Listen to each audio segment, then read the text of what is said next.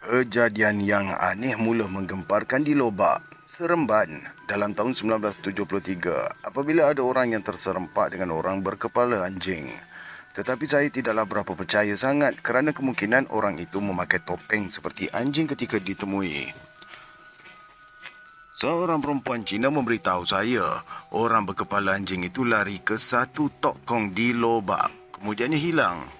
Lobak itu memanglah kawasan tempat tinggal orang Cina, hanya sedikit saja orang India dan Melayu. Tentulah mengherankan kejadian seperti ini berlaku dalam kawasan orang-orang Cina. Kira-kira sebulan selepas itu, kegemparan mengenai orang berkepala anjing hilang begitu sahaja. Jelaslah, peristiwa orang berkepala anjing itu hanya perbuatan budak-budak nakal saja untuk menakut-nakutkan orang ramai. Mereka yang terserempak orang berkepala anjing itu pula kebanyakannya terdiri dari pasangan muda-mudi yang sedang bercengkerama. Semasa saya berkunjung ke rumah seorang kawan di Teluk Kumbar di Pulau Pindang dalam tahun 1976, dia juga memberitahu saya tentang cerita orang yang berkepala anjing yang berlaku di Tanjung Bunga. Macam mana pula boleh terjadi kisah orang berkepala anjing ni? Akhirnya, saya membuat kesimpulan, mungkinlah kisah orang berkepala anjing ni ada hubungannya dengan pengaruh TV mengenai orang serigala dan sebagainya. Oleh itu, saya berpendapat cerita seperti ini sengaja ditimbulkan oleh budak-budak nakal yang iri hati dengan pasangan muda-mudi yang sedang bercengkerama. Ketika saya mengikut seorang lagi kawan saya ke Temerloh untuk balik ke kampungnya, dia juga menceritakan kepada saya mengenai orang berkepala anjing yang mengganggu kampungnya. Dia sudah pun berusaha untuk menangkap lembaga manusia itu, tetapi tidak juga berjaya. Kawalan malam juga diperketatkan, tetapi tidak dapat mengesannya. Malah, setiap kali kawalan malam dibuat, tidak ada pula lembaga itu muncul. Maka anggapan saya, kegemparan tersebut sengaja ditimbulkan oleh budak-budak nakal. Sebab itulah tidak pernah mendengar adanya anjing jadi-jadian yang berbentuk lembaga manusia berkepala anjing.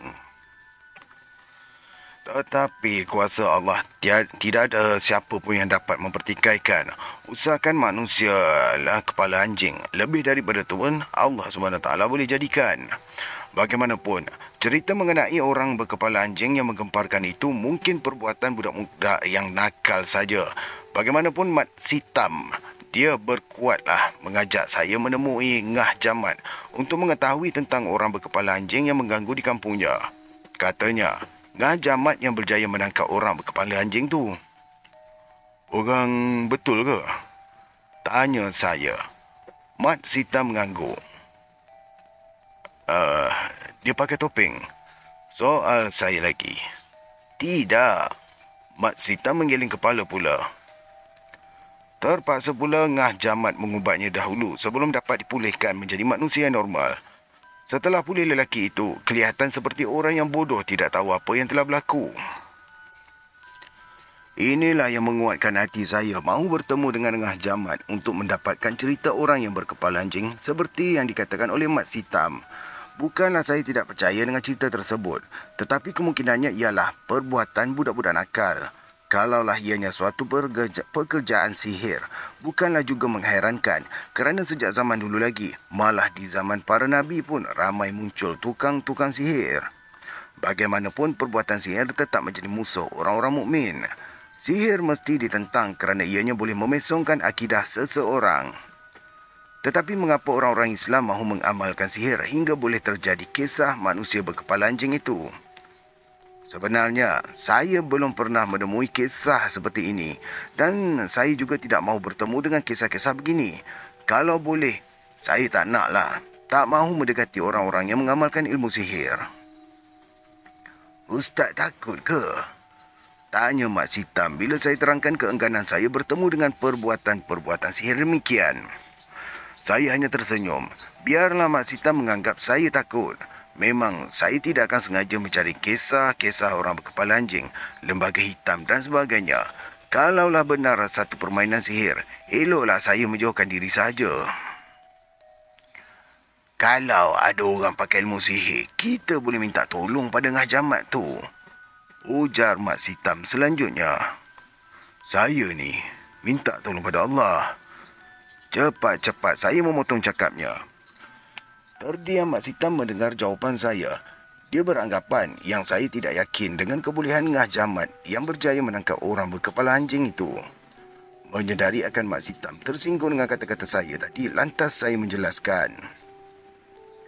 Ngah Jamat tu pun dia minta dengan Allah. Hanya dengan izin Allah, baru dia berjaya menangkap lembaga manusia berkepala anjing tu. Saya tersengih-sengih menepuk bahu Mak Sitam. Saya tahu Mak Sitam ni sangat fanatik dengan Ngah Jamat yang dianggap seorang dukun besar di kampungnya. Sebab itulah, dia mudah tersinggung kalau ada anggapan yang memperkecilkan kebolehan Ngah Jamat. Apalagi yang membuat anggapan itu adalah orang luar. Sementara saya pula tidak memperkecilkan usaha-usaha seorang dukun. Mereka juga memohon doa kepada Allah.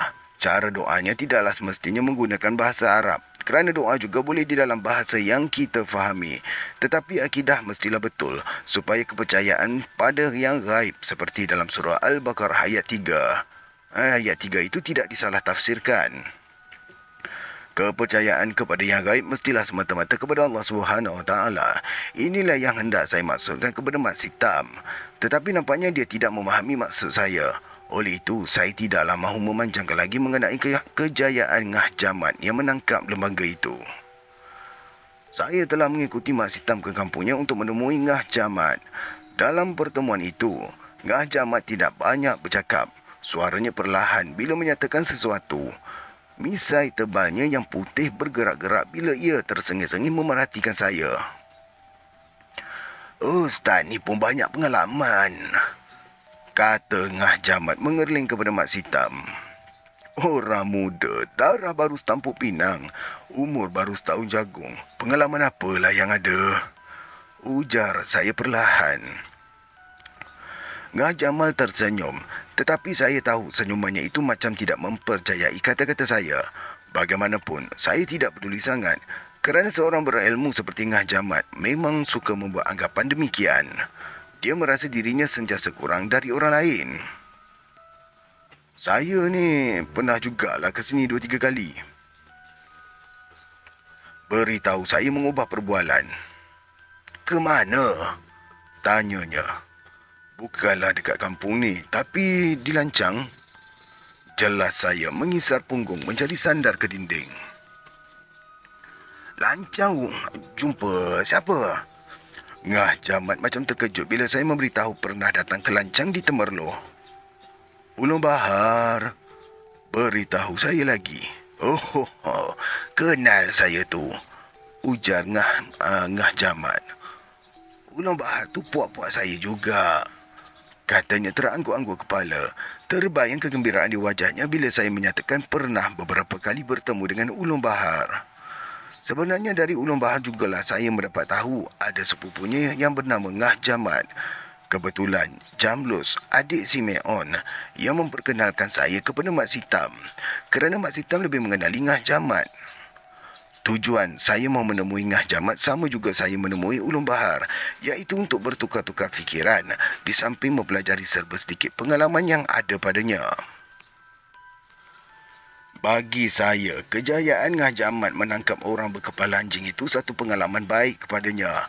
Memang jarang kita menemui keadaan seperti ini. Bagaimanapun, itu merupakan soal kedua sahaja. Yang penting bagi saya ialah mahu berkenalan dengan Ngah Jamat.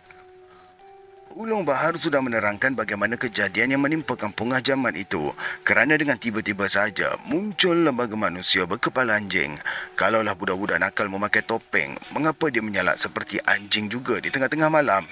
Inilah menjadi tanda tanya kepada penduduk-penduduk kampung. Orang kampung terpaksa membaca Yasin beramai-ramai di surau bagi menyekat gangguan tersebut. Cara tersebut tidak juga memberi kesan kerana pada malam yang ramai membaca Yasin, lembaga itu tidak muncul. Sebaliknya, bila dihentikan, dia akan muncul untuk mengganggu. Apabila diminta Ngah Jamat membantu, dia telah menggunakan ilmu dukunnya. Ilmu dukunnya pasung bumi untuk memerangkap lembaga jadi-jadian itu. Malam pertama lembaga itu masuk ke dalam perangkap pasung bumi Ngah Jamat, menyebabkan dia berlegar-legar dalam kawasan rumah mangsanya kerana tidak dapat mencari jalan keluar. Tetapi bila orang-orang kampung menyerbu mahu menangkapnya, lembaga tersebut hilang dari pandangan mereka. Selepas termasuk perangkap Ngah Jamat, lembaga orang berkepala anjing itu tidak lagi terdengar kabar beritanya.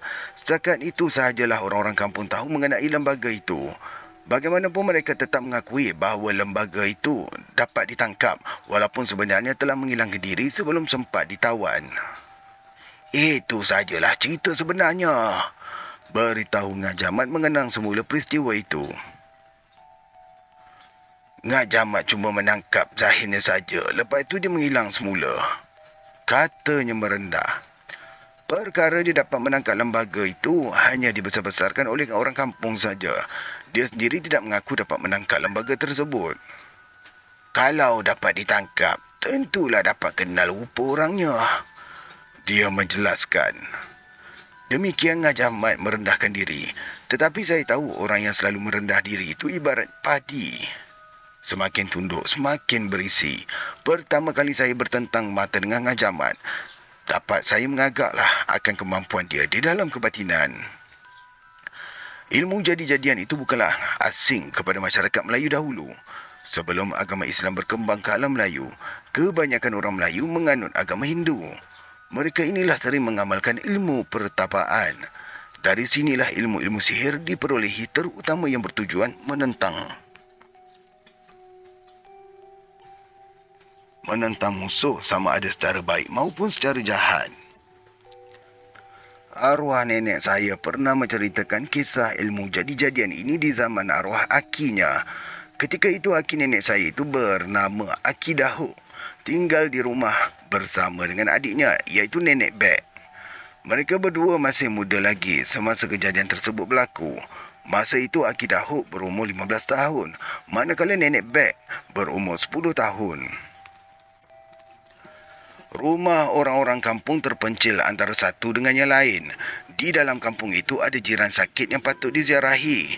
Jadi, emak Aki Dahuk pun pergi menziarahi jiran tersebut pada waktu hampir senja. Biasanya mereka melawat jiran sakit semasa dukun sedang membuat ubat pada sebelah malam. Semasa pergi itulah, emak dan ayah Aki Dahuk berpesan pada jiran yang dekat sekali dengan rumahnya supaya tengok-tengokkan anaknya di rumah. Kebetulan jiran itu tidak pergi menziarah si sakit kerana dia telah menziarahinya pada 11 siang hari. Jiran itu, Pak Sogok, setuju untuk menemankan anak-anak yang ditinggalkan sendirian di rumah itu. Waktu senja, Pak Sogok pun datanglah ke rumah Aki Dahuk dengan tujuan untuk menemankannya. Dia memanglah kenal dengan Pak Sogok yang menjadi jiran terdekatnya. Pak Sogok ini selalu bercerita dengan Aki Dahuk mengenai harimau jadi-jadian. Kerana Aki Dahuk belajar mengajar Al-Quran di rumah orang tua itu. Macam mana nak tahu harimau jadian tu? Soal Aki Dahuk semasa mendengar cerita Pak Sogok berkenaan tentang harimau jadian tersebut. Dia selalu duduk pada tiang tengah rumah, beritahu Pak Sogok. Dia duduk bertenggung dan suka meneran seperti orang yang nak terberak. Itu tandanya dia nak menukarkan diri dia jadi harimau lah, jelas orang tua itu selanjutnya. Kenapa pula dia meneran? Aki Dahuk bertanya lagi. Ketika inilah dia meneran supaya ekornya keluar, kata Pak Sogok. Gerun juga Aki Dahuk mendengar cerita harimau jadian ini. Maklum sajalah, manusia sendiri menjadi harimau. Kemudian dia akan membaham mangsanya seperti harimau biasa juga. Dia akan mencuri lembu atau kerbau di kandang. Bukan mudah pula untuk menewaskannya kalau sekadar bersenjatakan senapang. Harimau ini tidak lut oleh senjata besi. Dia juga boleh menghilangkan diri apabila terdesak. Macam mana kalau harimau tu naik kat rumah kita? Aki Dahuk mahu tahu. Memang dia gemar bertanya pada Pak Sogok mengenai cerita-cerita yang bersangkutan dengan ilmu sihir. Maklum sajalah, budak-budak sedang berusia 15 tahun seperti Aki Dahuk ketika itu sudah tentulah menjadi kegemarannya mendengar cerita demikian. Pak Sogok pula suka bercerita dengan Aki Dahuk.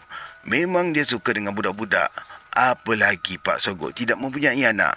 Jadi, dengan Aki Dahuk lah dia bermain dengan budak-budak. Sampailah Aki Dahuk sudah berumur 15 tahun, dia tetap menyayanginya seperti anaknya sendiri. Macam mana kalau terserempak dengan harimau jadian ni Pak Sogok? Ulangi lagi, Aki Dahuk ingin tahu. Dia takutkan Antan Pengemping.